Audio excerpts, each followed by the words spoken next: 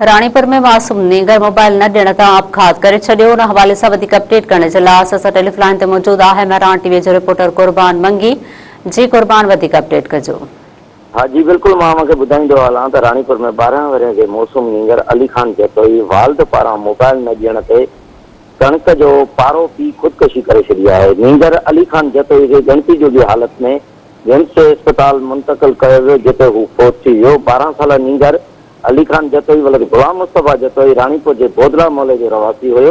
वालद पारां न वठी ॾियण तो ख़ुदकुशी करे छॾी आहे। वालद गुलाम मुस्तफ़ा ॿुधायो त नीगर जज़्बात में अची कणिक जो पारो पी ख़ुदकुशी करे छॾी। मूंखे कहिड़ी ख़बर त नीगर एॾो वॾो को क़दम खणंदो, एॾी कावड़ कंदो ऐं संदसि ख़ानदान में दुख ऐं गम जे लहर छायल आहे। मौसूम नीगर जो लाश घर पहुचण ते संदसि अमर खे घर में बेहोशी या दौरा ऐं घर में कहराम मची वियो। जी कुर्बान, मच मेहरबानी।